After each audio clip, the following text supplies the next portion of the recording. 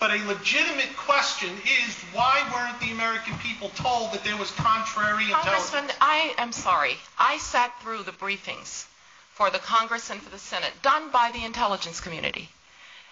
We were there to provide policy advice, but either George Tenet or John McLaughlin or others gave those briefings. And Congressman, the American people were told what their intelligence community as a whole believed to be the assessment concerning Iraq's programs. Madam Secretary, the American people were not told the truth. For example, what about the alleged nuclear weapons program? The only disagreement was whether or not they had reconstituted their nuclear weapons program. But you said we do know that he is actively pursuing a nuclear weapon.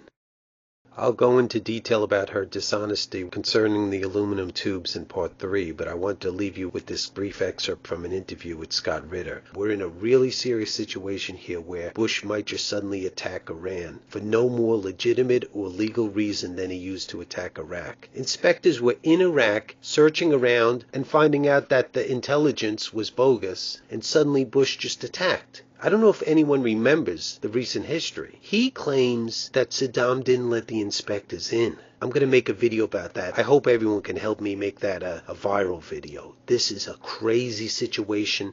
Our lives are at risk. The Bush administration has demonstrated a tendency to exaggerate threats in the form of weapons of mass destruction, to exploit the ignorance of the American public and the fear that is derived from this ignorance. They did so with Iraq. They made a case for war based upon weapons of mass destruction that they failed to back up with anything other than rhetoric. I can say as a former weapons inspector who ran the intelligence programs from 91 to 98 that we had fundamentally disarmed Iraq. Here's a president who has said Iran is a threat in the form of a nuclear weapons program. But for some time now I've been saying, where's the beef, Mr. President? I hear the rhetoric, but your pattern of behavior leads me to believe that you might be exaggerating the threat, fabricating the threat, misrepresenting data to achieve your policy objective of regime change.